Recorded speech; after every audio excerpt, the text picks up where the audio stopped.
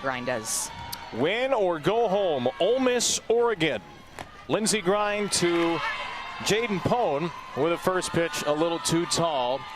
It is 8:36 local on this Friday, May the 30th from Oklahoma City. Splendid, splendid night for some Elimination Day softball. It's a 1-2-3 inning for Lindsey Grind.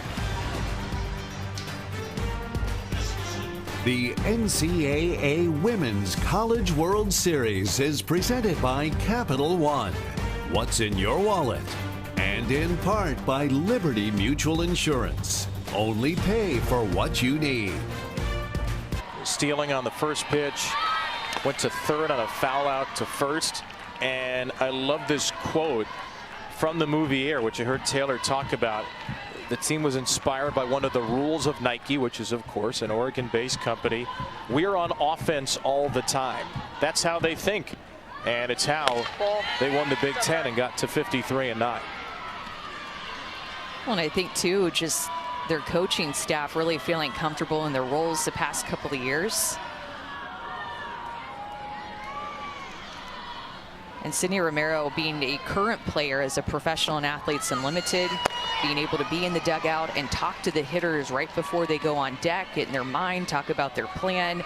This is a key, they're all key coaches on this staff, but a key reason why they just wanted to more so define their roles with Sam Martyr over at third base as their, I'd say, main hitting coach, and Sydney Romero and Alyssa Palomino-Cardoza also playing a huge role collectively as a staff to get this offense where it needs to be. And then Missy Lombardi freed her up to be able to manage the pitchers, call the game, and just focus on them. But more defined roles for Oregon this year with their coaching staff has paid off offensively.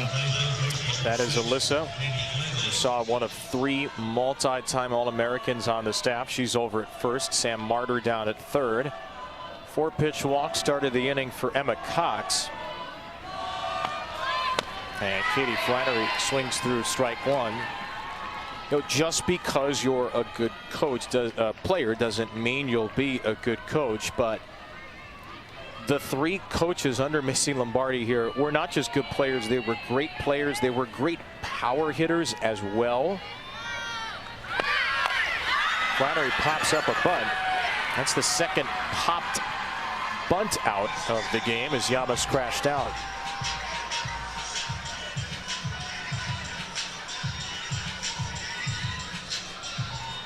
So one away for Ayanna Shaw. In these bunt situations, Brie Lopez has done a really good job of spinning the ball more up in the zone, no more for her curveball and her changeup. But Nancy Evans, talk about the coaching staff for Oregon, but the coaching staff for Ole Miss with their pitching coach, Nancy Evans, a great pitch caller. So in those bunt situations, she's getting Brie Lopez to spin the ball a little bit more up in the zone. It creates those more pop-up bunts. That was a big out for Brie Lopez to help herself out, execute that pitch, and not let Oregon advance the runner to second base. Just saw another failed bunt attempt from Shaw. Did not start yesterday. Swings away here, out to left center. Taylor Malvin retires her. What is the best way for an offense that hits for power but has a lot of bunters? What is the best way to attack a pitcher who's going to be more of an up spinner? Yeah, when you're bunting against them, you start your bunt and your barrel at a certain height, and as soon as you see that the ball is coming out of the hand at anything higher than where your barrel starts, you want to be able to pull back or have an understanding, okay, if it starts here, it's likely going to ride out of the zone. You don't want to go for those pitches that are up in the zone in a bunt situation, knowing you could easily pop it up and just not be a productive out. And that's something that Oregon did so well, is have productive outs in the first inning to be able to advance their base runners, and a large reason why they scored those 2 runs. Bouchard scored the first of the 2.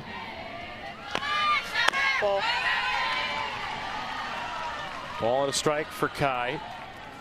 Her 64th run, which tied the Oregon record. Iseo 2014, Susie Barnes 2007. Foul tip, strike 2. And Taylor talked about how Sam Marder felt like they started a little bit slow, and Missy Lombardi in her post-game press conference said that we talked a lot about this year about start fast, stay fast, and finish fast. And she felt like they started a little bit slow in the game yesterday, and she said, I think you're gonna see them start fast tomorrow. And they did, answering right back after Ole Miss put that one run on the board in the top of the inning. Said she loved the fight. And that's a group that's been waiting all year to be in this moment. But again, the fight was a little late with a tying run in the 7th or giving up walk-off homer to Jessica Clemens. Richard left and out of play. That's why experience here on this field is so invaluable for your program. This field can just swallow you up if you are not prepared, if you let the nerves take over, if you don't get rid of those nerves quickly. You have to be able to move on, especially after you lose your first game. Richard with all her speed just trying to put it in play, and she does to the left side, and she is out. Angelina De Leon with a cannon from short. Snapped the tie with Auburn's S.J. Guerin for the most games pitched in the country yesterday. So today's number 52. She'd pick up a 30th win with a victory. She'd be the 4th pitcher to do that, the 5th instance of a 30-game winner at Oregon. The last, Sheridan Hawkins, 10 years. That's twice in the game to lead off an inning. We are definitely seeing the most nerves out on defense. This is such a grab by Katie Flannery. That ball was basically behind her, and she got her glove to still be able to field the ground ball. And you can see Grind communicating to McCoy saying, let it go. Have to be able to move forward. Second time that McCoy has not been able to catch a throw from the left side of her infield. Look at Grind being a leader, talking to her. That's a freshman she's talking to. And look, in the hug. Oh, I love that. But as a pitcher, honestly, you're like kind of mad because you're like, wait, I just threw an out and you just made an error and we should have an out in this inning. But look at the leadership of Grind going to her freshman and talking to her, trying to calm her down. I think Missy Lombardi making sure that she's okay. Kind of an uncharacteristic mistake by McCoy, just checking to make sure after her injury that she is indeed okay and able to play and see the ball okay from her infielders. You can see there the bruise on the nose. Remember, this is her first game in the field in 2 weeks. Hit by a line drive in the face against Stanford in the regional final. She was an all Big Ten defensive team selection, had only made 1 error on the year in her first 46 starts at first. 2 tonight, and Ole Miss has the leadoff runner on for the 2nd time.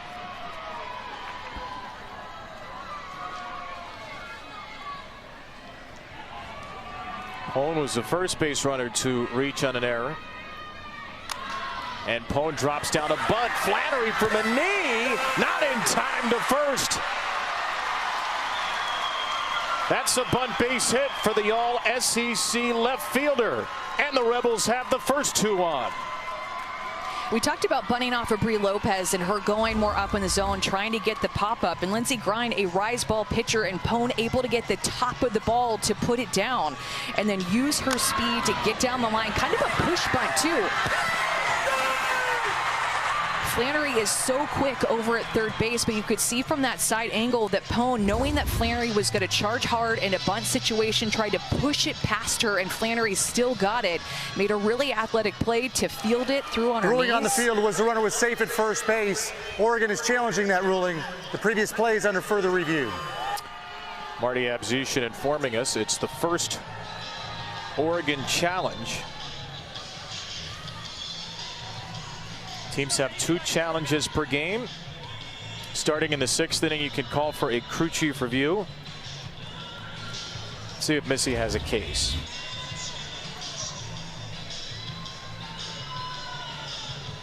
I think this one's going to stand.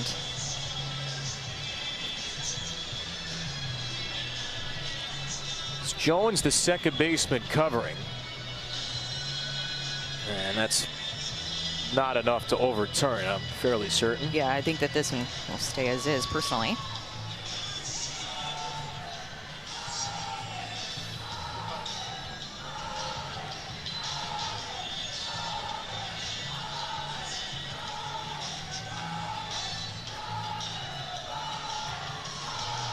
Jamie Traxel's already calling her safe before Jaden got to the base.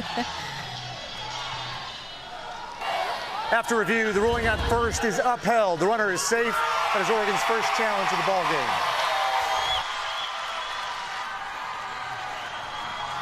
So Malvin, the 9-hitter, and Pone, the leadoff hitter, are on. And they're going hair-spinning mad in the Ole Miss dugout with a third-inning rally on a couple of balls on the ground to third. And again, Pone was reading how hard Katie Flannery, the third baseman, has been charging. Look at her pull her barrel back and then push through it as well, trying to get that bunt more past Flannery and put it in a perfect position in between Grine and Flannery. Great barrel control by Jaden Pone to put that ball exactly where she wanted to, get the top half of the ball and put pressure on Oregon's defense to make a play. Missy Lombardi is making a mid-inning defensive substitution. Stephanie Maake, who started at first base yesterday, is coming in for Riley McCoy. And Des Patman, who was the designated player, goes out to right. So that knocks Ayanna Shaw out of the game for the time being. And Riley McCoy will go to the designated player spot.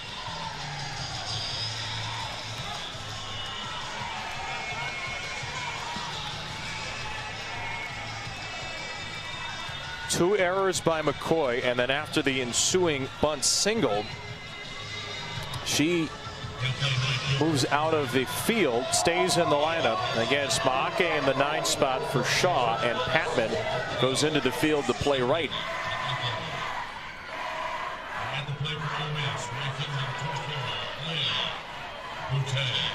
So here's Lair Boutte. Will it be another bunt situation? It will. Boutte pulled back on ball 1. First pitch balls now to 9 out of 11 hitters by Lindsey Grine. Boutte does not have a sacrifice bunt this year. And she's in a 2-0 count. See, nobody was covering second there. He saw Sinicki wheeling behind to third.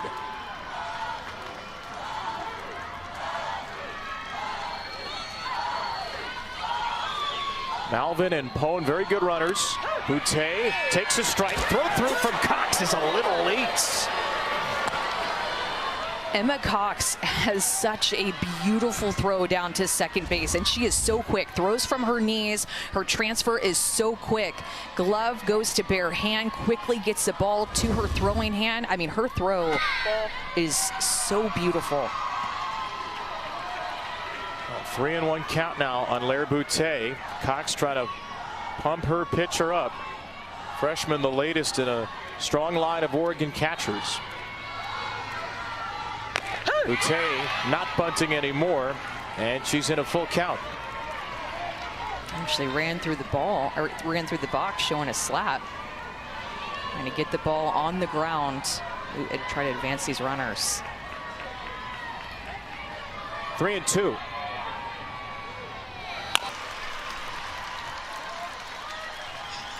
Flannery has been tested in this inning over and over again, and now she gets to turn a double play, hit right to her, touch 3, throw all the way across the diamond, plenty of time. That is a major out when Ole Miss has been putting pressure on this defense. They needed those 2 outs. What a turn in this inning.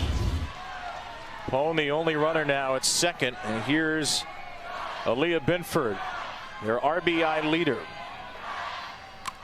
Binford pops the first pitch out of play. That's why that bunt attempt was going to be so important, to be able to advance those runners 60 feet. Instead, it turns into a double play. No execution on that. Not a productive out. Binford left center. A rising liner right to Kedri Lushar. A wild third inning. Here's what can't they do? Kedri batting against Brie Lopez now. Also told us one time she made a half-court shot and got $100. So sometimes it was a nickel. Sometimes it was a quarter, and sometimes it was a half-court shot for a whole lot of nickels. Well, I'll tell you what, they got all these different instances of being competitive and something on the line, wanting to earn it, wanting to get it. I mean, how cute is this picture and all the pictures that they sent in? I absolutely love them. But these are sisters who grew up calf roping, barrel racing, team roping, ribbon running. I don't even know what ribbon running is, but they did it, and all these different athletic things that turned them into the athletes and the competitors that they are here at the World Series. And Kendra Luchard's journey has continued at Oregon. She's just burst onto the scene out of nowhere this year. An All-American after really being a part-time player her first 3 years. Kedri only started 32 games her first 3 seasons. She started 59 this year, hitting .443. As she lofts the ball high into right center for Lair Boutet. So Brie Lopez has the leadoff out in the third against this very dangerous portion of the Duck lineup. Riley McCoy staying in the game even though she was taken out of the field. See her taking a deep breath in a game where she's committed 2 missed catch errors at first.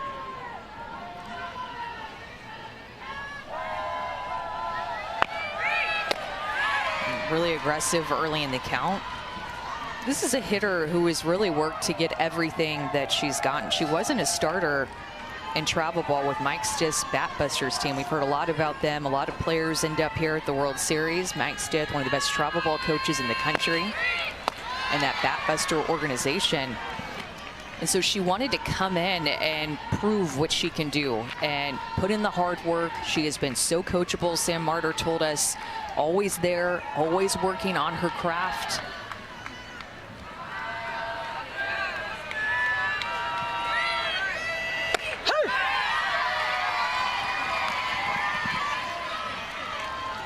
Got off to a great start this season in the early season Mary Nutter Classic. She went 7 for 16 with 4 homers. Oregon went 5-0 in that competition. Ball. 2-2 from Brie Lopez here. No earned runs against Lopez. A couple of unearned in the first inning after an error by Lansdell. Ball. McCoy runs it full. 19 homers, tied an Oregon record. Second best slugging percentage in a season in Duck history. A 3-2. Ball is outside. Riley McCoy with their 19th walk of the year. And the Ducks have their second of the game.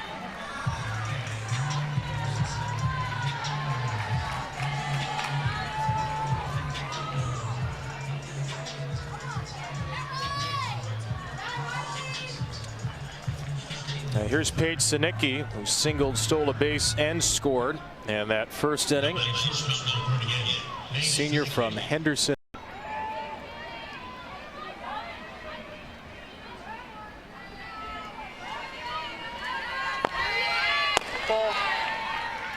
Missy Lombardi told us how Paige is now is exactly how Paige was as a freshman. She's been calling athletes up to the standard since she was a freshman.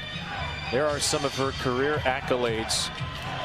219 start today, 192nd in a row at shortstop, and a 3-time conference all-defensive team and a national all-defensive player, essentially last year winning the Rawlings Gold Glove for college shortstops.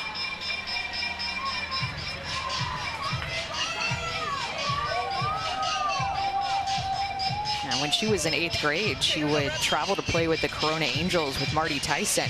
You mentioned they're from Henderson, Nevada, and she wanted to be able to compete at a higher level. So her family decided that in order to get better, she needed to play with the best. So every Friday, she would travel down I-15 South to make hitting lessons at night. And then on Saturday and Sunday, put in practice or play games. And she would be traveling 3 hours one way. make a road trip just to be able to play competitive softball. That's a dedication that Paige Sinicki has had from a young age. Scored the tying run last night and the go-ahead run in the first inning in this elimination game today. Taylor, what you got on Paige Sinicki? She's dedicated to her craft and dedicated to breaking in her glove the proper way. We asked her about it, and she has it down to a system with particular balls she uses, and then she has the equipment manager, Brooke Burns, utilize special conditioner on it to make sure it is up to par. I'm not going to lie, I hated breaking in gloves. That was a delegation opportunity for me at a young age. I know that you're supposed to take pride and do it on your own and the whole nine, but that's where my dad really stepped in, or somebody else. Eyes on, but I like our balance. We're having the right conversations in the dugout.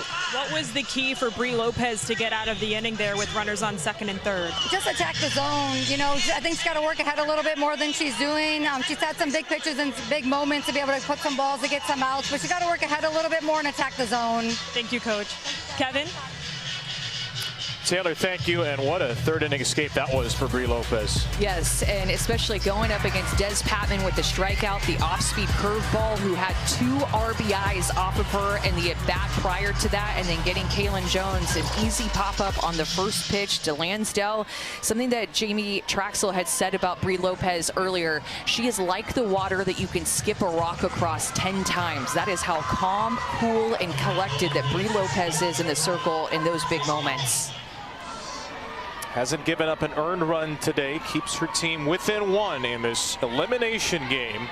And the middle of the order coming up, Percy Yamas. First pitch swinging over to short. Sinicki boots the backhand, and that is a Blue Moon event. The reigning Gold Glover in the nation with just her 8th error at short this year. Oh, it's called a hit for Yamas, beg your pardon. I think that this should be an error. Tries to go down to her backhand, but just can't clean it fieldly. We have seen a case of the bobbles on both infields tonight. Actually, it is going to get changed to an error, as it should.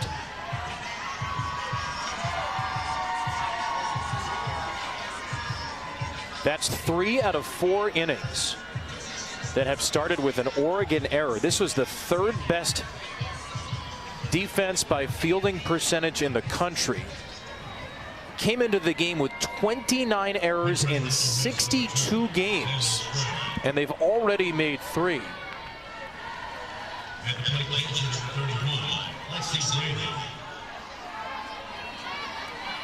So a pinch runner over at first, Taylor Strain, and Lexi Brady fouls away strike 1.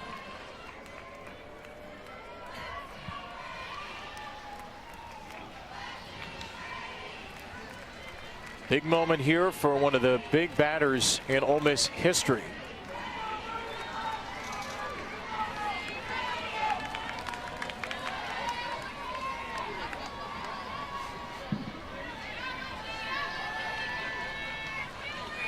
Ball. Takes ball 1.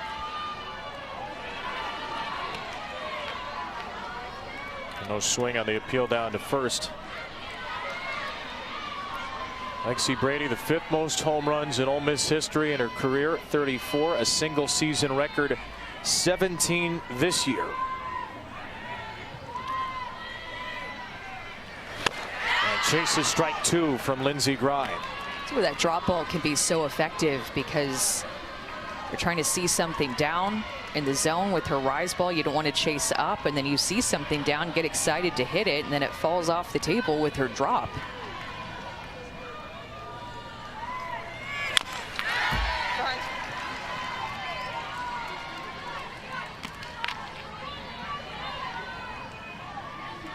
One and 2 for Brady. Was originally committed to Jamie Traxel at Minnesota way back in 2019. Decided to follow her down to Oxford instead, all the way from Sioux Falls, South Dakota. Chases strike 3, and a strikeout for Grine is her 3rd. So Lindsey Grind really works her low rise ball outside to Lexi Brady in this pitch sequence. She starts her out outside with the low rise and gets her to chase that pitch, goes back to it, doesn't get the call, and then decides to go down the zone with her drop ball a couple of times, then back up to the outside rise ball. The same way that she started that sequence, she ended it for the K.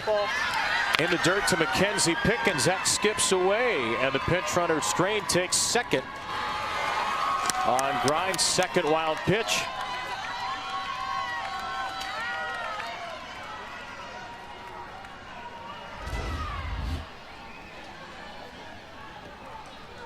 Going to that drop ball, and Emma Cox just can't keep it in front. Looked like it was supposed to be outside, a little bit more inside, as she had to block and move toward the inside corner. Lindsey Grind has worked around just some extra 60 feet given up by your defense left and right, by yourself. It's not been necessarily clean on defense for Oregon tonight at all.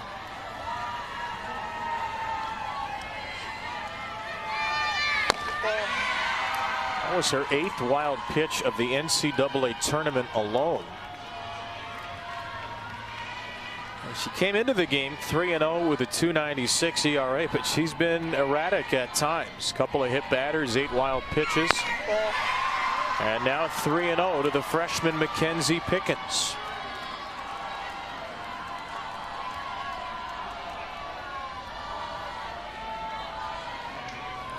Ole Miss has had some major traffic 3 of the 4 innings. Strike one down the middle. Likely going to continue to go to that rise ball to get back into the count, and Pickens has to keep her barrel above it, and a hitter's count expects something up. Ball, it's inside. She got something in. Good patient plate appearance by the freshman Pickens. And Ole Miss has 2 runners on for the 2nd straight inning.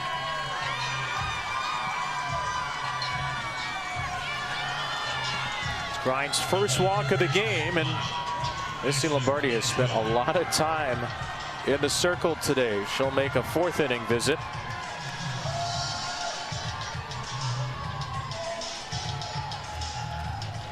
You know, just that constant reassurance of seeing your head coach and your pitching coach come out with this smile and say, "You're good, you're good."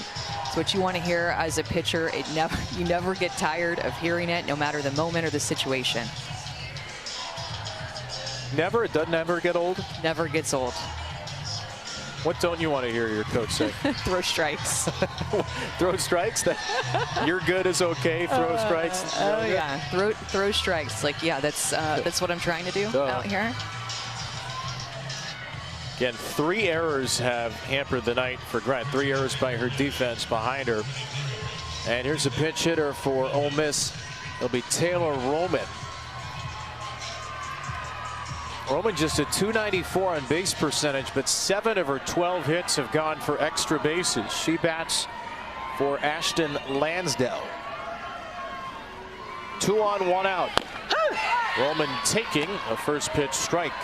And they've liked her at bats in the NCAA tournament with bringing her in. Pinch hitting this season, 2 for 12, had a home run in regionals, been putting her into these types of situations, hoping that pop off her bat and she can come through. Ball. Off the corner for ball 1.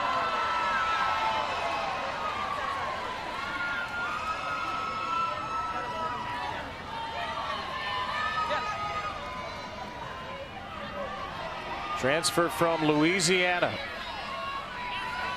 Strain and Pickens are the runners. Roman, big swing, got it off the end of the barrel to left.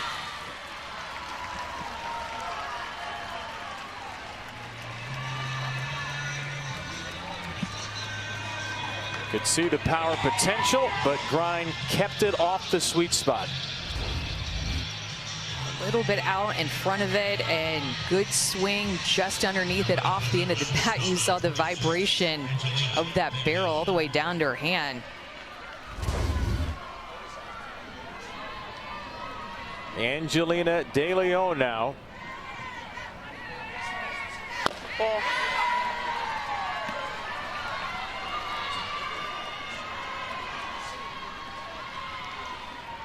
1 for 5 with runners in scoring position tonight for Ole Miss. 2 for 9 with runners on base.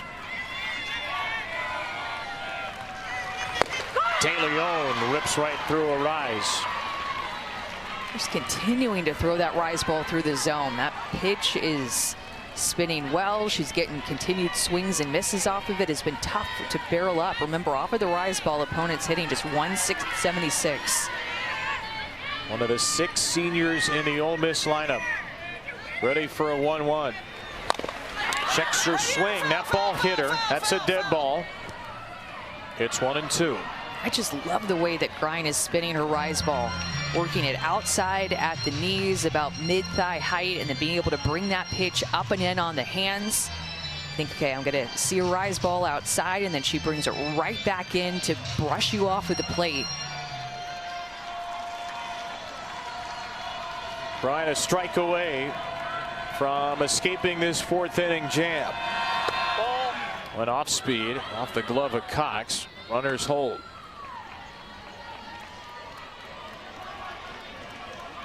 Angelina De Leon had the first hit of the game yesterday against Nyjah Kennedy. That came in the 6th. She was stranded at second in that inning, trying not to strain at second here. Up and away, and the count is full.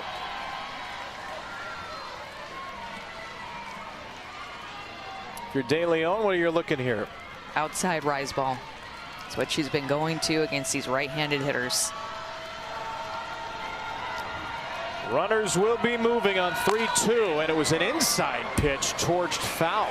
They got a lot of plate too. That was down the heart of the plate, and you see the swing that Leon put on it, or De Leon put on it. Of course, she's trying to protect with 2 strikes anyway, but that was a meaty pitch that she just was out in front of.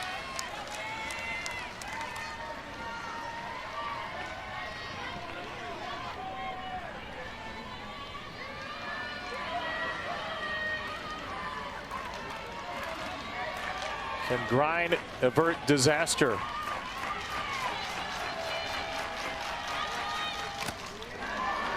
Fouled away, not caught by Cox. You can see her moving to the outside corner for that low rise ball there. Umpire's going to give her just a second. We've seen catchers get beat up this entire postseason. Ugh. Right back to the face. Doesn't look pretty on the ump cam, worn by Aaron Peterson. Cox will stay in there for an 8th pitch. Strain at second, the tying run. Pickens behind her at first. For the 4th time in 5 innings, Ole Miss has the leadoff batter on. There's so many of these coaches talk about the importance of getting that leadoff hitter on and just creating momentum early in the inning for your offense. And now it's going to come down to execution for Ole Miss. Missy Lombardi's already used a challenge. Wonder if she's going to ask for one on this hit by pitch. And talking to the umpire about where this pitch hit Pone, if her elbow was in the river.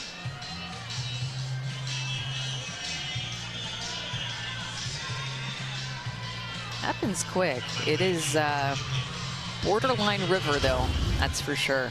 Can you, for our new softball viewers, define the river? Yeah, the river, in the area in between the plate and the chalk line of the batter's box.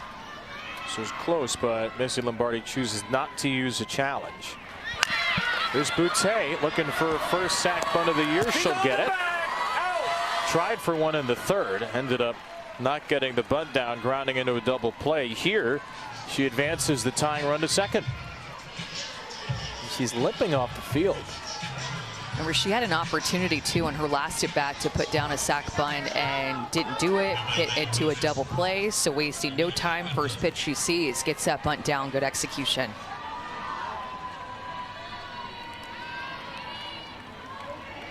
Here's Aaliyah Binford. Swings and misses at strike 1.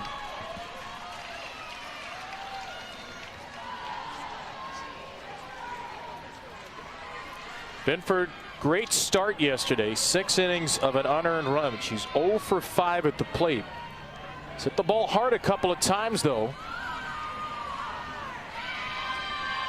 she has, and it's because when she swings hard.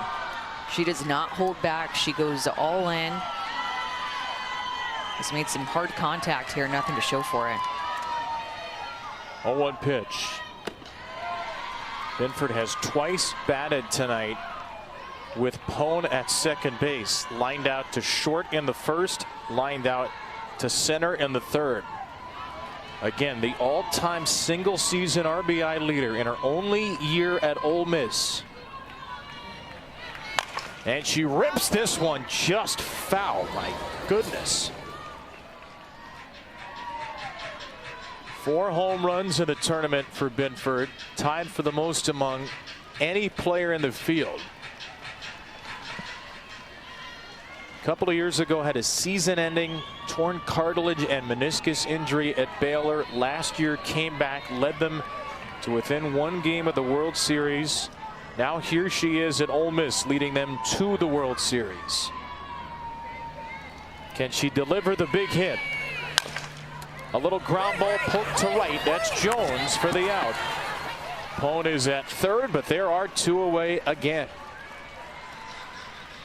It's a big out, but also productive out to move Pone up 60 feet. That with how well Binford has been seeing some of these pitches, hitting it hard. Soft contact for the easy out. Big hitter, Percy Yamas. Missy Lombardi's going to slow this thing down before the fabulous freshman. Percy Yamas has had so many big hits this season, including the run-scoring single in the first here. And Missy Lombardi's going to head out to the circle and bring in a new pitcher to face her. So Oregon will go to the bullpen here for their lone lefty, Stacy Chambers, who got some big outs in relief in the Super Regional. And let's see here, it's another hug from starter to reliever. Lindsey Grind turns over the ball, turns over a 1-run lead to Stacy. Yamas rips the first one out of play. Welcome to the game, Stacy Chambers, with that swing right there. Yamas, again, the freshman, clutch, calm, looking to hit in these RBI situations as a freshman. Her base hit drove in the only run for Ole Miss in the World Series in the first. And she's behind 0-2. Remember, her first at-bat in college. First of her college career was a pinch hit, game-winning 3-run homer against Clemson. Huge home runs down the stretch in the postseason, including against Florida in the SEC tournament. Trying to dig out of an 0-2 hole in the 5th, and she'll take ball 1. That's a great stop by Emma Cox to keep that ball in front, anticipating that ball to be a little bit higher, turned her glove, got it down to that pitch lower in the zone that easily could have gotten behind her. Ole Miss 1 for 7 runners in scoring position tonight. The tying run at third. 2-2. Another good reaction by Emma Cox. So smaller sample size, but Percy Yamas 10 for 27 against lefties. And last week, the last lefty she saw, great Robin Herron of Arkansas, she singled against her in her last left-on-left at-bat. 2-2.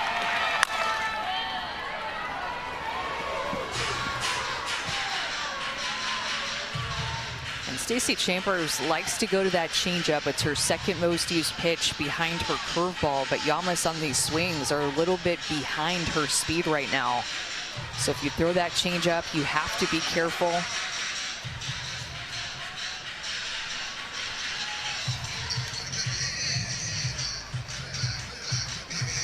Yamas is not a hitter that strikes out very often at all. In fact, she did not strike out the first 81 at-bats of her college career.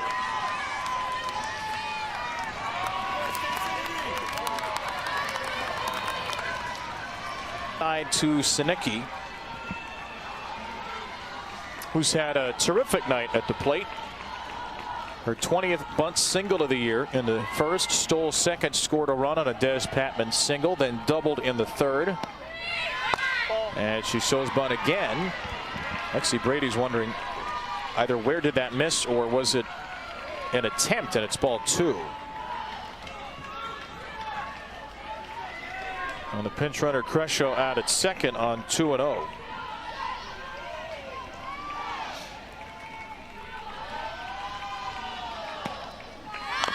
Another bunt that's fouled away.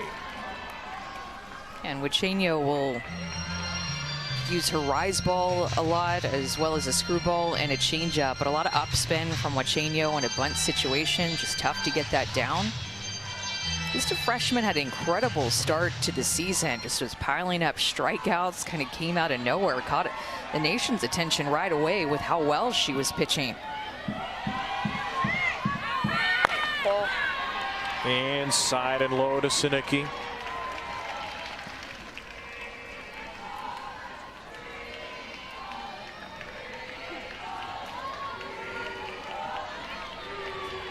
See if she keeps the bunt on 3-1. She will. She'll lay it down. And Lansdale makes an accurate throw this time. It's a sacrifice 5-4. And the pinch runner Crescio's down to third.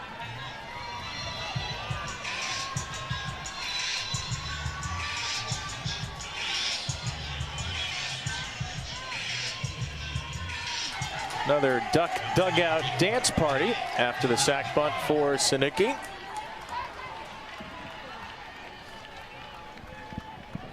And here's Patman with a runner at third, 1 out. Well, we talked to Sam Martyr about Des Patman and her just clutch gene that she's had in the postseason. One word that she called her is fearless, but then the other part that she said about Des Patman is that she believes she can be successful no matter what has happened before. She stays neutral, and every time she steps up, she believes that she can go do it.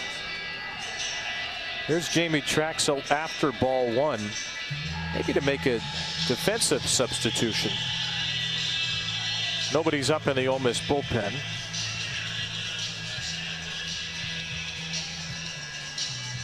She does have Aaliyah Binford available, who started yesterday, and in fact Aaliyah Binford's going to come out of the dugout and take over in a 1-0 count.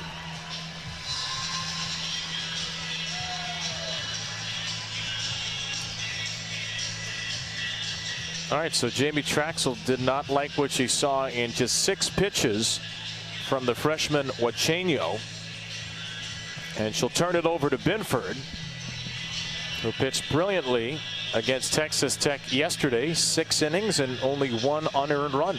And Binford will come in and have a change of speed and a change of pace. A senior who just has so much confidence, and she's shown that all throughout this season and her final season, transferring over from Baylor to Ole Miss. That changeup is one of her best pitches 35% of the time. Hitters like to chase that, but her drop ball is her go-to pitch. She'll throw almost 40% of the time. It's 4-2 Oregon, partly courtesy of a double by Riley McCoy, who's had an up and down day. It started down. First batter of the game drops a throw from Paige Sinicki, her 2nd error of the year. Then in the 3rd inning, drops a throw from Katie Flannery, her 3rd. Got a hug from Lindsey Grind. Shortly after was taken out of the game defensively, but they kept her bat in the lineup. Just staying in it, being able to put that in the past, move forward and fight with her team. This Oregon team and Ole Miss is really similar in the sense that they have this senior veteran leadership at the top that kind of guides the way, and these talented freshmen that fill out the rest of their lineup, and Riley McCoy being one of those freshmen getting her first taste of OKC. And we saw an embrace after the hit between Riley and Sid Romero, and Missy Lombardi said this team reminds her of the Oklahoma team when Sid Romero was a freshman.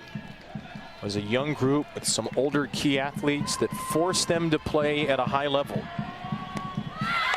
There's a bunt with 1 out. Patman knocks it foul.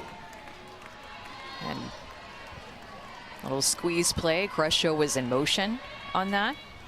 Oregon's offense so breaking through in the 5th inning. Just 3 hits through their first 4 innings and 3 hits in this 5th inning alone. 4 straight productive plate appearances. Patman nicks this one 2 out of play. She drove in those first 2 runs with a first inning 2-out single.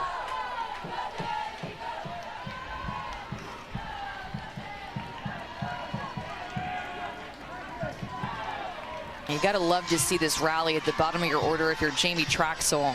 Pickens, the freshman, coming through, and then De Leon, who's reached base a couple of times in this game, really squaring one up through the 5-6 hole. Sinicki was leaning a little bit up the middle of the field. You can see her right here. Look at her take her hop step more up the middle, and that is the difference for why that was a hit for De Leon instead of just an out to Sinicki at short. Missy Lombardi is going to re-enter a pitcher here. We're not sure which one yet. Grind started, and then Chambers came on to face a lefty. There is Lindsey Grind, who is looking to be both starter and finisher here for the Ducks.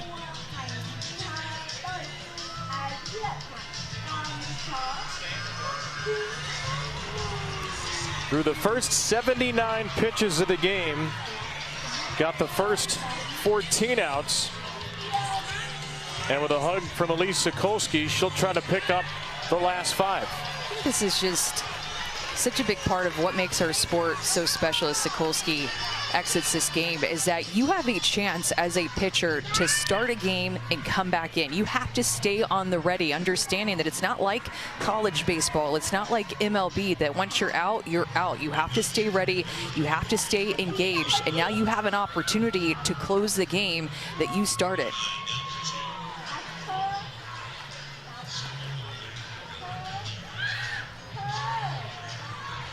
Watch the last play again before the pitching change. Watch the dive from Paige Sinicki.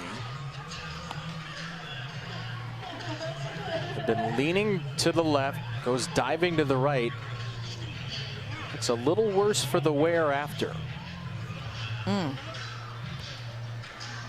Definitely feeling something. It's a tough player too. You know that she has to really be feeling something to see that, her act like that on the field.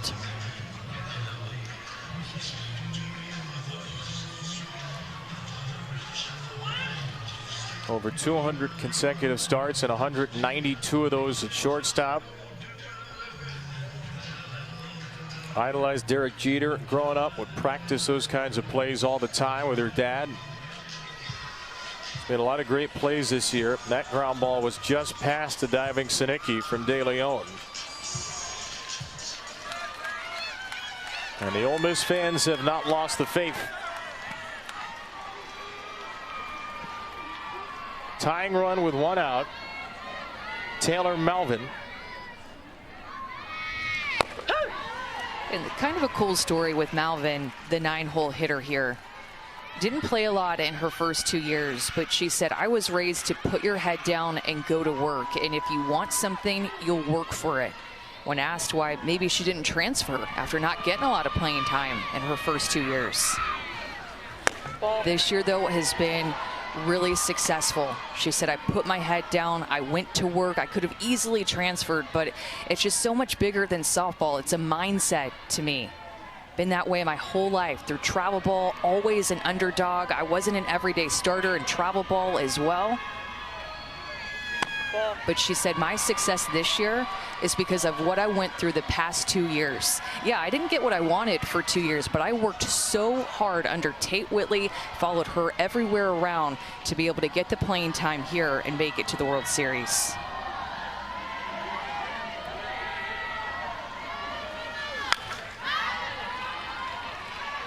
Here she is, 2 years removed from getting 1 at-bat on the season. Does not have a home run this year. Though she represents the tying run. Ole Miss would love her to just keep the line moving with the top of the order lurking.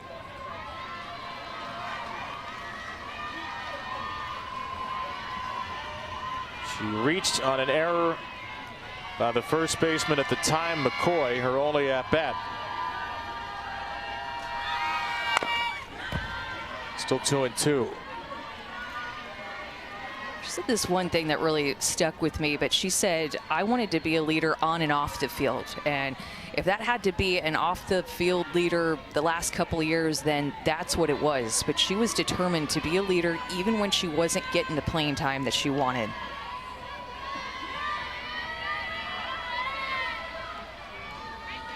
Ready for his sixth pitch with 1 out in the 6th. She is battling against Lindsey Grine.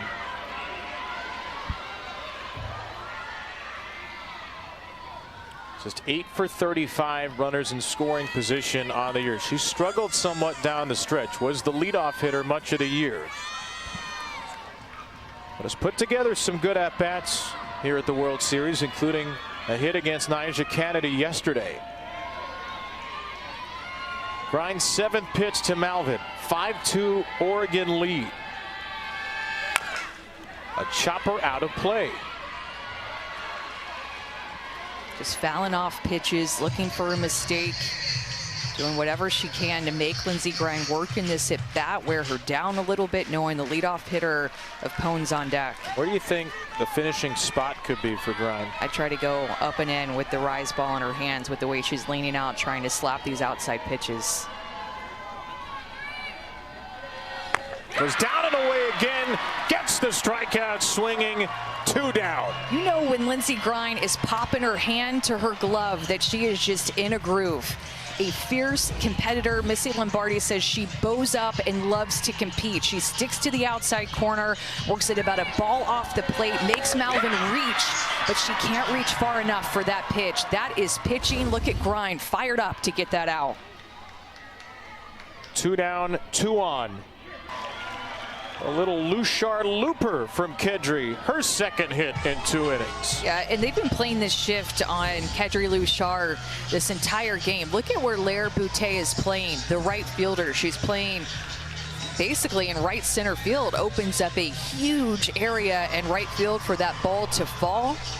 Kedry is out in front of that changeup, hits it off the end of the bat, and finds that big hole in right field to keep this rally going for Oregon. Remember, Missy Lombardi talked about with this offense, start fast, stay fast, finish fast, and that's exactly what they're trying to do. Score in the 1st, score in the 5th, trying to score here in the 6th to extend this lead.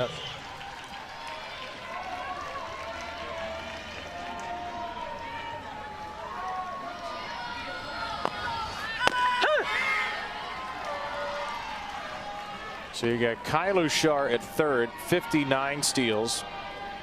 Kedry at 1st, 29 in 29 tries. Probably a matter of time before Oregon pushes the envelope. Kedry just dancing off first so far. 1-1 for McCoy. And Pickens with the shift, the second baseman is playing on the shortstop side of second base, so she'll clearly be the one to cover on a steal, and she's just a couple of steps away from the bag there. Going to put herself in a prime position to catch if the throw goes all the way through, but you have speed at 3rd. Ball.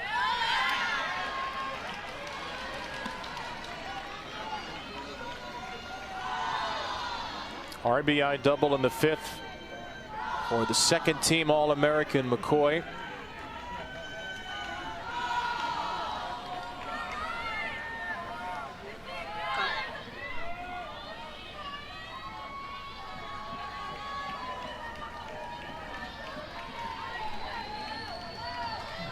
Big hit here could really feel like a dagger.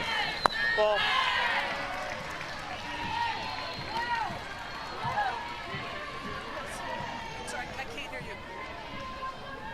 Missy Lombardi has come out after ball 3 to talk to Aaron Peterson.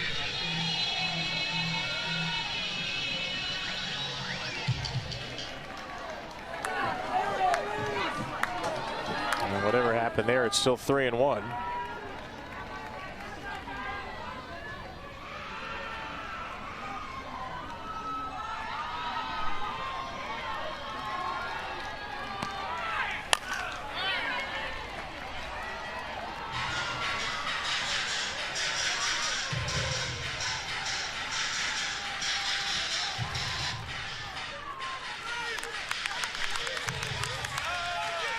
Riley McCoy, the former bat buster. Travel ball has a chance to bust this game wide open. Look at McCoy with how she adjusts her feet here. So she starts open and then replants her back foot and squares up her stance to the plate. But you can see it really well here. It's that right foot, replants it back and gets a little bit straighter after starting pretty far open. We'll see if she does that again, trying to protect that outside corner. Ball. It's well off the outside corner for ball 4. It loads the bases. Certainly looked a little unusual. Trying to make adjustments in the box. Remember, in her last at bat, she had sat back on a changeup and a hitter's count, had hit it well. So Paige Sinicki can pretty much slam this game out of reach. 3 productive plate appearances today, a single, a double, and a sacrifice. 2 bunts in there. Swinging away, takes it outside corner strike. Knows she wants to swing away. She's been asked to bunt a couple of times, but as a cleanup hitter, bases loaded, you want to come away with a big swing. Ground ball to short. Play at the plate. Luchard's out. Well done by De Leon. Ole Miss gets the lead runner. Cuts down the run on out number 2.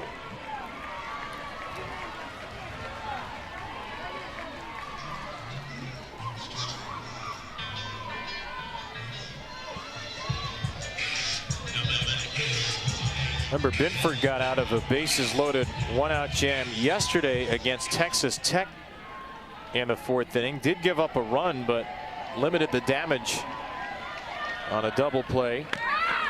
Now Patman, who was the first batter she faced, she struck her out with a runner at 3rd, 1 out in the 5th.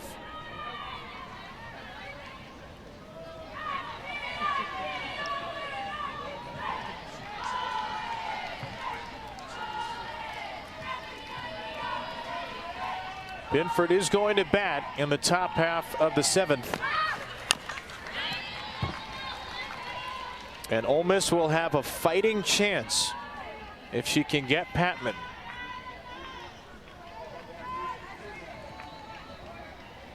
Ole Miss team that played in elimination games in Tucson, beat 13th-seeded Arizona. In Fayetteville, beat 4th-seeded Arkansas.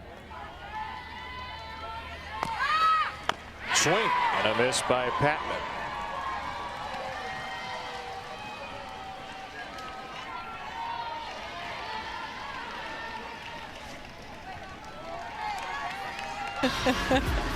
With Jamie McKay coming off the bench, the first strike, the first swing she has in the World Series turns into a 2 RBI hit to tie up this game in the 7th. We have ourselves a tie game at the bottom of the 7th. The only unseeded team in Oklahoma City are still alive. And they've got Aaliyah Binford on the mound, getting a first pitch ground out right back to her from Kaylin Jones. That bottom of the 6th inning for Binford. Loaded the bases with 1 out against the cleanup hitter Sinicki and the 5-hitter Patman. Got a ground out, the fielder's choice to the plate, got a strikeout swinging. They could have lost the game right then and there, but she got out of it. Now Emma Cox, the freshman, has walked twice.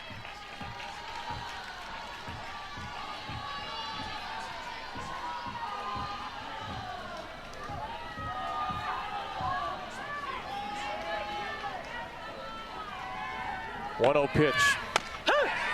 It's confirming that because Percy Yamas was pitch run forward twice, she is now out of the game. Ole Miss with 4 defensive changes. That includes Jamie McKay now in at first. Ryan Starr is at short. De Leon moves over to 3rd. Tenley Grisham's in right. So Ole Miss will have to come back without Percy Yamas, who had the first 2 RBI singles But it's a trade they're willing to make for the ability to come back at all. Used their deep roster and cleared their bench for some pinch runners, some pinch hitters, knowing that they might have to sacrifice on defense with their starters out of the game now, or shuffled around at least. They've used 7 position players off the bench. One of them was Addison Duke, who scored the tying run as a pinch runner, and obviously McKay, who had the pinch hit to tie it. That lineup card is going to look like a Jackson Pollock painting. But it's a lineup card they can still use, so they don't care. Cox, check swing. Binford again. Another strike from the circle, 2 down. She'll take those quick 2 outs right there. Hit right back at her, soft contact off the end of the bat for a couple of quick outs after tying up this game. Rally visors, rally caps for the Duck fans. The rarely seen SEC Big Ten after dark.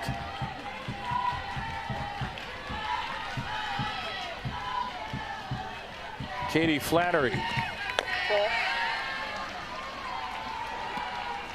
Another evening where we are either approaching or into the witching hour here in Oklahoma. Last night, Jessica Clemens crossed home plate at 12:07 a.m. Which means technically she did so this morning. We're still 28 minutes from the stroke of midnight, and a game that is approaching 3 hours.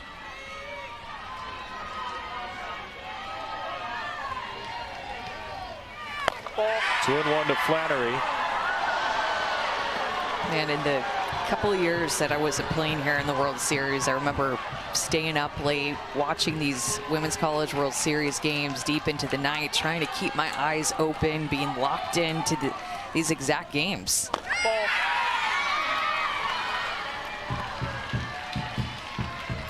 I don't think you're alone. There are a lot of kids right now who have probably been begging mom and or dad, just one more inning, just one more batter. And we say, keep it going. Right field, that ball's blasted down in front of Grisham. Bounced up and hit her on the ricochet. And there's Katie Flannery, the sophomore. Her first hit of the World Series, and the winning run's aboard. Not a great read by Grisham, who's new out in right field. This is a ball that should be caught, but she just didn't take a good route to it. Ends up having to lay out for it. Definitely had potential to catch that one in the air if she had a good read off the bat, but she just didn't. So a big power hitter here. Stephanie Maake can walk it off for Oregon. Ball. Takes down and away from Binford. Some of her swings are absolutely legendary. Set a tough tournament.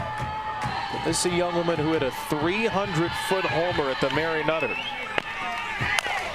And a ground ball to the right side here will send this game to the 8th.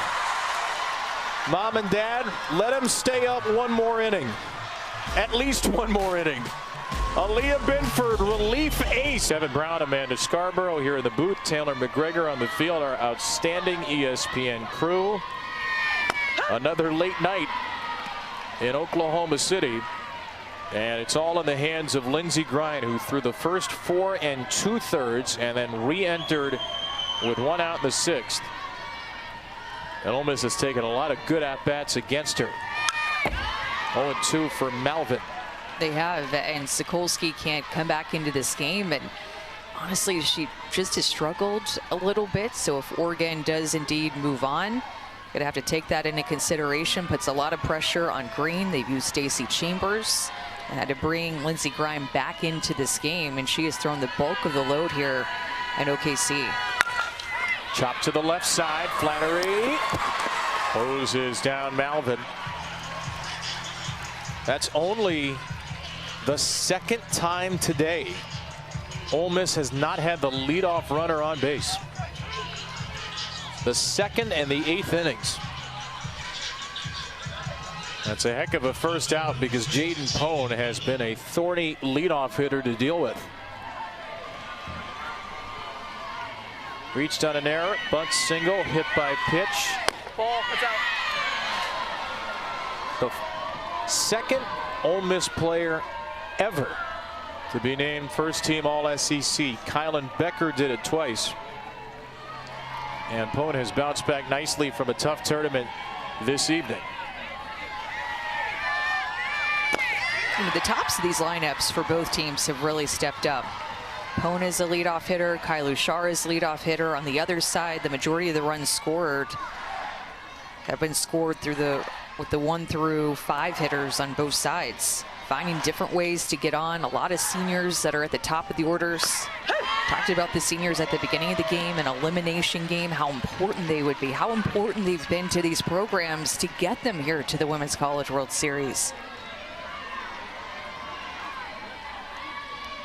There's Jade's boyfriend with the long blue wig. Hands on knees. Jaden drops down a bunt foul.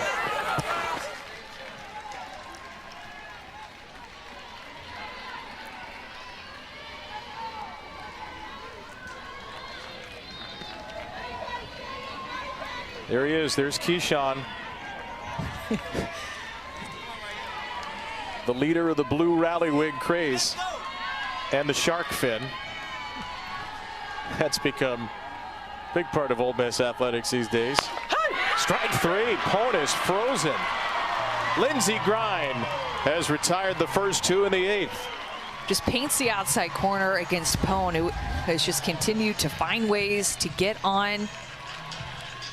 Look at Emma Cox frame up that pitch. It freezes Pone. I think she gets about a ball off the plate, but it's Emma Cox who has defensively been so great for Oregon with her arm, with the way that she receives. I'm super impressed by the freshman back behind the plate for the Ducks and Emma Cox. She's going to be a fun one to watch for the next 3 years. Great sporting family. Parents played softball and baseball. Brothers play baseball. She's taken a couple of foul balls today. One off the face mask, one off the body. Boutte re-enters with 2 down. Line drive into center field, a 2-out base hit. Lair Boutte has batted in the 7th and 8th. She has 2 first pitch singles, and Ole Miss has the go-ahead run on. And her at-bats have just progressively gotten better as this game has gone on. She struck out her first at-bat, blew an opportunity for a sacrifice bunt, hit into a double play in her second. And then after she put down that sacrifice bunt in the 5th, she's just been hot. And here's Aaliyah Binford. Doubled in the 7th. Swing.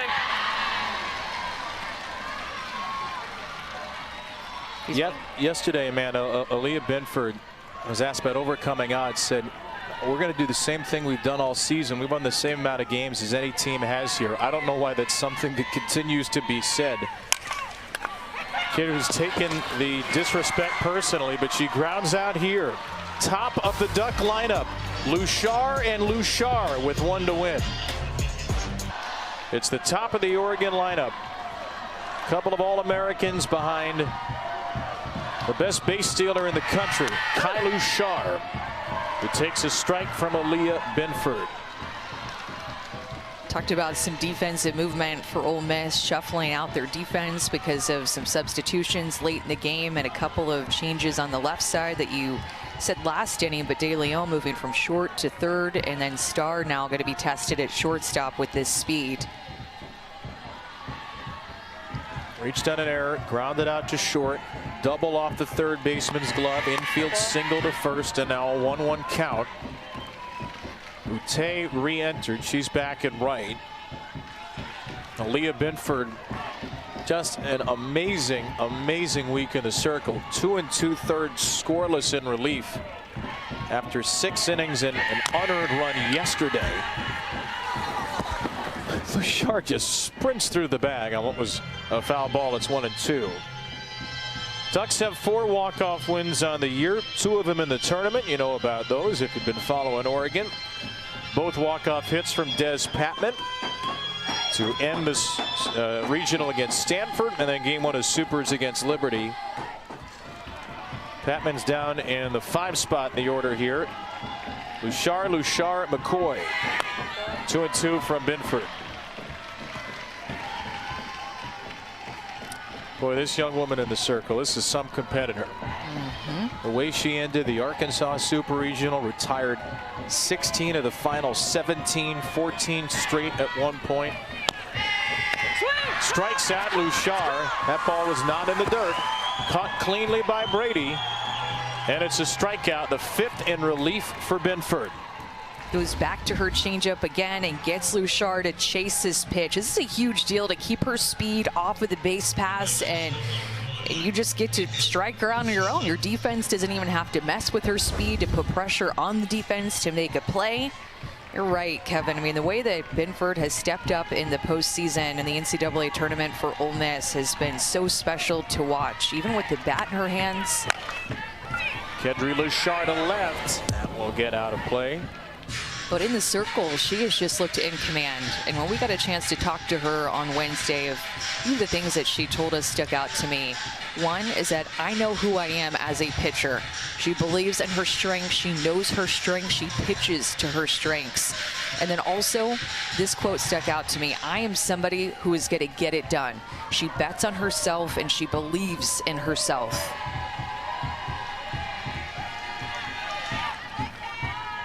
Oh, 1 to the All-American. Kedri Lushar, who takes low. 2 hits for Kedri today. Fabulous tournament. Fabulous season. Got great extra base power. She's late on strike 2 here. Did not have a home run her first 3 years. She's got 7 this season.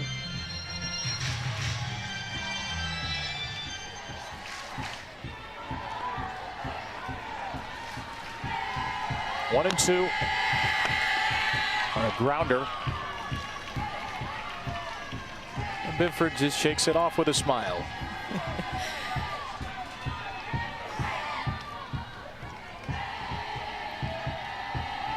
Fourth extra inning game for the Ducks this year, 2-1. Ole Miss 1-6 in extras. You have 1 All-American at the plate and 1 just off the on-deck circle.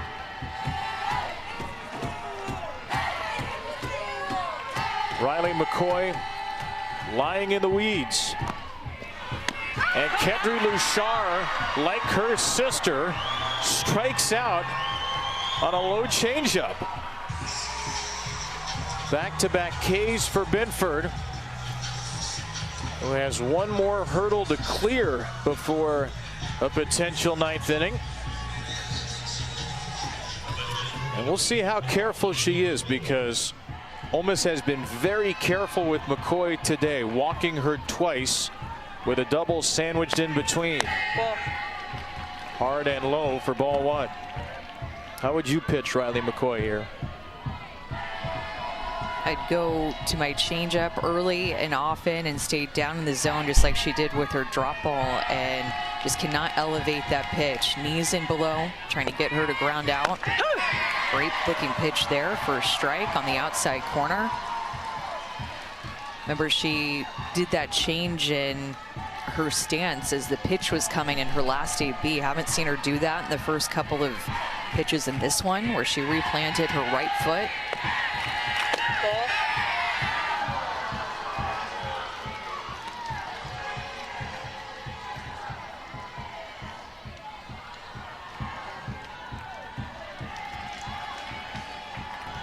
Two balls and a strike for McCoy. A couple of close pitches, and she's had a good eye, not chasing some pitches that Aaliyah would love for her to chase.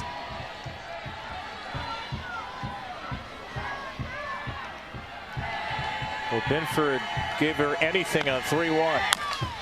She didn't, and McCoy swings anyway. That would have been well low.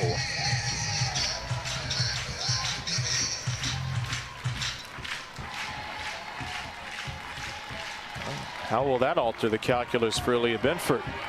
Back to that outside corner. She's painted it a couple of times, one for a strike, one just a little bit off of the corner, and she couldn't get her to chase it. Outside corner, she chased it. She got her a little too antsy. Middle of the Rebels order coming up. We are on to the 9th. Lexi Brady's on deck, then Mackenzie Pickens. Popped up by Starr, caught by Cox.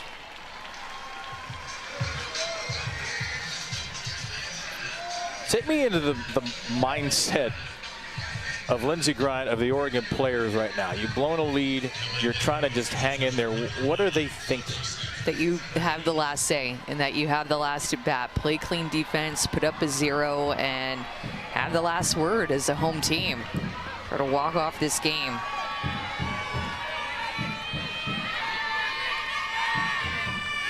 Yep. Lexi Brady. Pitch and a swing. Pitch and a swing. Yeah.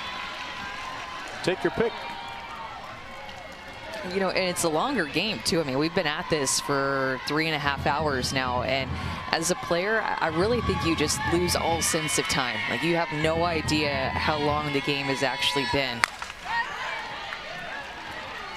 Well, we're only 3:20 now. We're not quite at 3.5 yet. Just rounding up.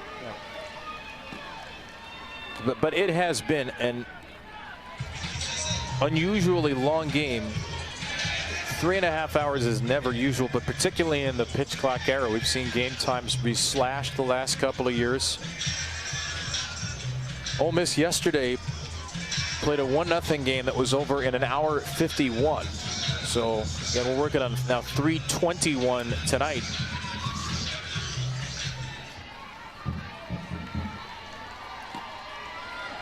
And pretty soon, tonight will become tomorrow.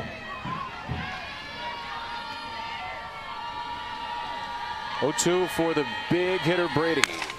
Ground ball snared by Grind. The extendo arm. Raises her arms in celebration of herself, and deservedly so.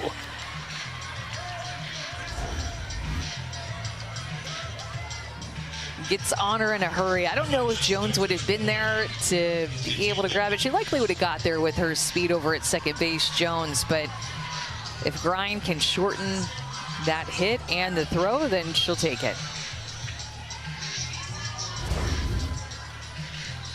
Star in the circle, Lindsey Grind. Out of the state of Illinois, 2 years at Virginia Tech. Softball America's Most Improved Player of the Year. Ball. Got to be careful here. Mackenzie Pickens sent one to the warning track in the 7th. Pickens had the game-winning 3-run homer against Florida in an SEC tournament upset. Ball. And Ole Miss is trying to outlast Florida at the World Series after the Gators were eliminated earlier today. Who could have thought a couple of weeks ago in Athens that Ole Miss would have any shot of doing that? They could have thought it. That's who. Ball.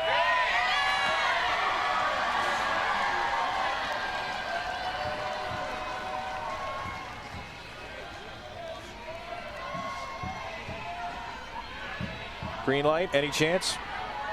Full take. Hang on. Something's going on with Cox's eye. She reacted immediately. Maybe some dirt coming off the ball.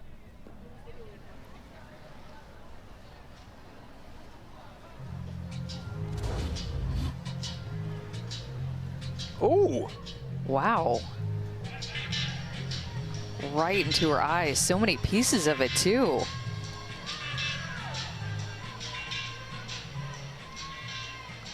Wait a minute. It went from her cleat, and the ball hit it off of her cleat. Are you kidding me? At first, I thought it was off of the ball, and I was thinking she would have felt that, but that dirt came off of her cleat and then exploded in the middle of the pitch. That's ridiculous. What are the odds of that It's happening? not quite Randy Johnson hitting a bird, but it might be even more impressive. Great job by our camera operators to get that shot. Wow. That's some beautiful mow work right there. 3 and 2. I can 100% confidently say I've never seen that in my life. Never. Wild things happening in these night games, Kevin. 3-2. Right back to grind. How about that? She gets out of it with the dirt ball. And she goes flying into her teammates, waiting arms. Threw one pitch to Des Patman, and Jamie Traxel said, it's time for Binford. Took her out in a 1-0 count after 6 pitches. And here's Binford, who's now thrown 72 pitches after 82 yesterday, trying to send this game to the 10th. The Ducks cleanup hitter, Paige Sinicki, trying to stop her. 1-1 to Paige. They just haven't been able to pick up her changeup at all. I feel like when Binford has thrown that early in the count, they've been out in front of it. When she's thrown it with 2 strikes, they've been out in front of it. Her changeup has just been difficult for them to pick up.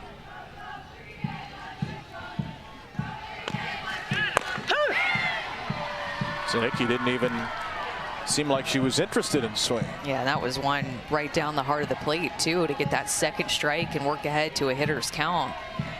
See if she throws this one a little bit lower in the dirt. Sinicki into left field. There's an elevated changeup. It's another out. Well, here's Oregon's missed walk-off. Eugene Regional, 7-7 game.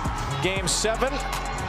Goodbye. 3-run home run to send the Ducks to the Super Regional. And in the next game, her line drive single beat Liberty in 8. The last extra inning Duck affair. So, of course, she's not going to bat. It'll be Bracy Rosa instead. Oh, that's some after midnight nonsense right there. Batman had a 2-run single today and 3 strikeouts since. And Bracy Rosa thinking, hey, maybe you could start a Bracy Rosa walk-off package after this one. She's got 6 home runs out of her 20 hits, 519 slugging, 394 on base. Pretty good season in a year where she has started 30 games.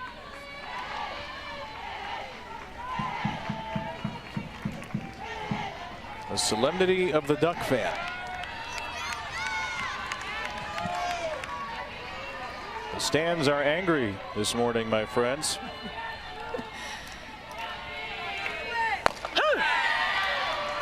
Rosa 1 for 6 as a pinch hitter on the year. Only hit against Jamie Traxel's old team, Minnesota, April 13th. Trying to do so on May 31st. We have once again crossed the threshold into the post-midnight era at the World Series. It's now Saturday here in Oklahoma City. It's still Sunday night in Eugene. It's Saturday morning in Oxford, Mississippi.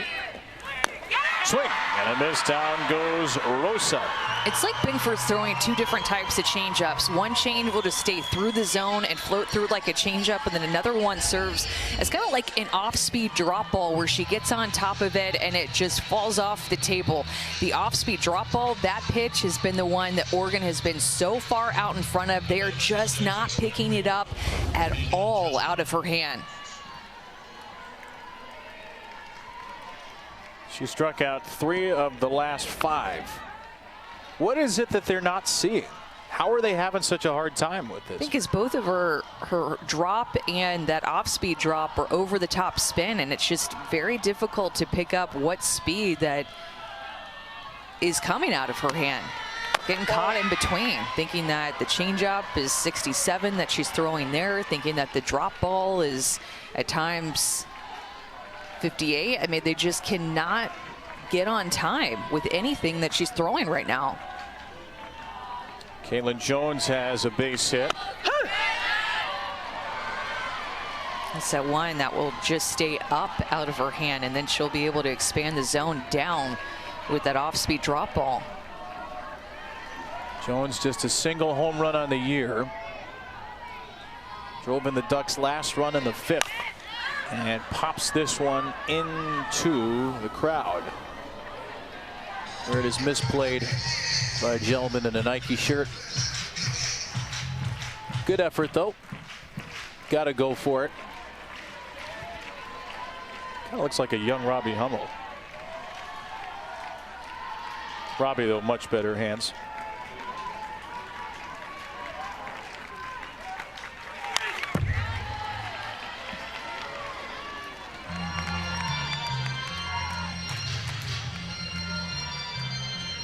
Crazy, crazy night in Oklahoma City. Ole Miss led 1-0 after a half inning. Oregon got 2. Ole Miss tied it in the 5th. Ducks immediately got 3.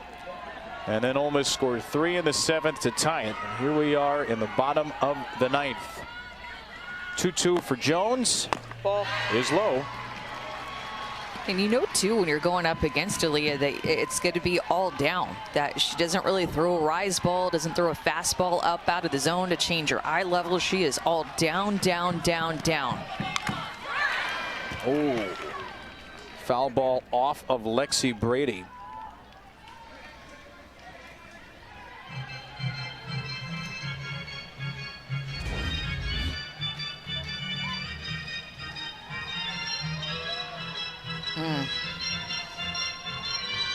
A shoulder shot.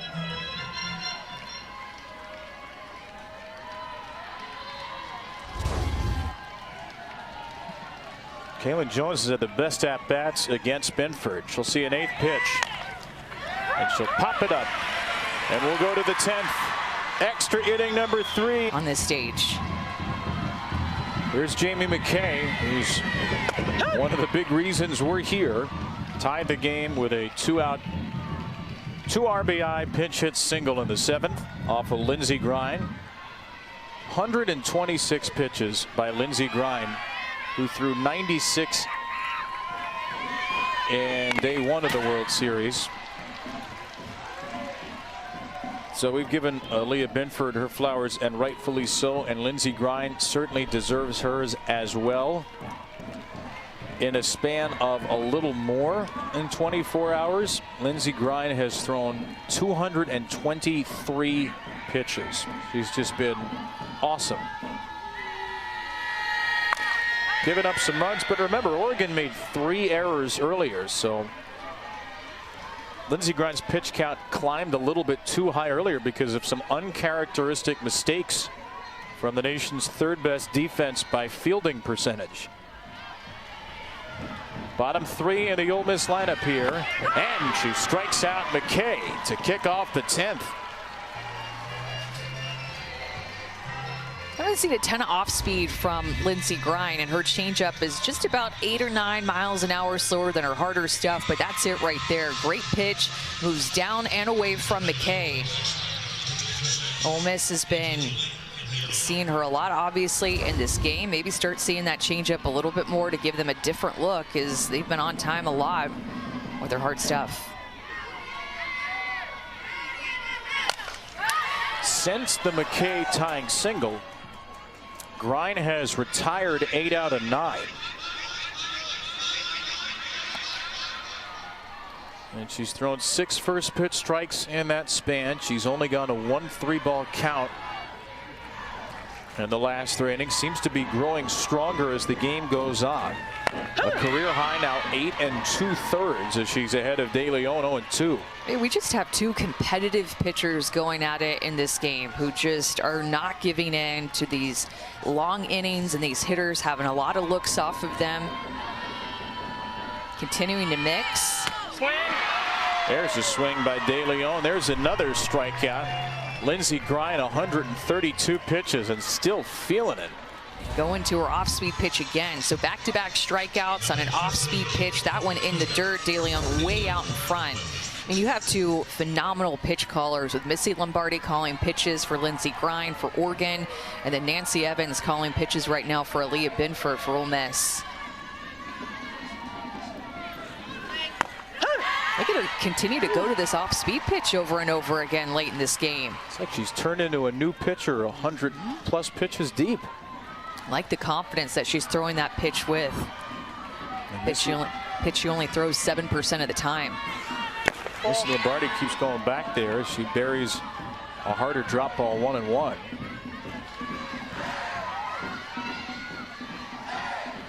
They're ready to party in the set eventually.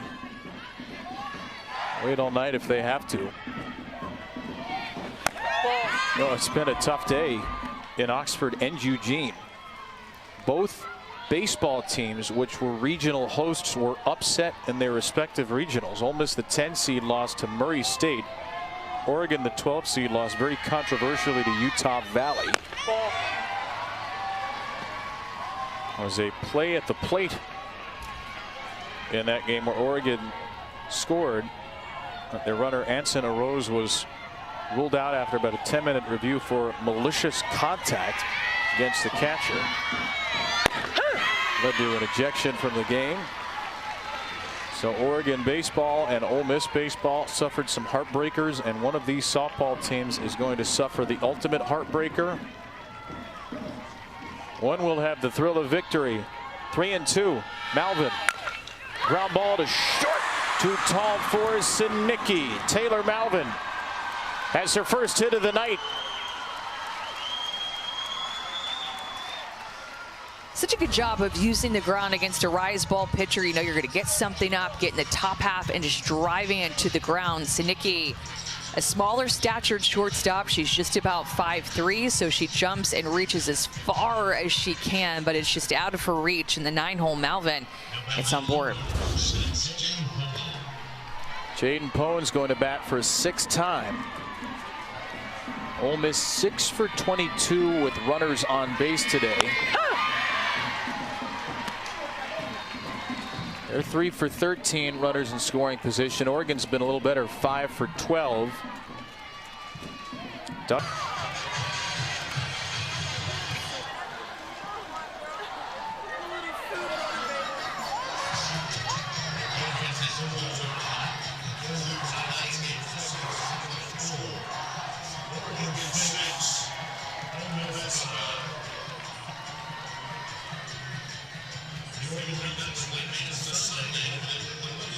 The winning pitcher, Lindsey Grine,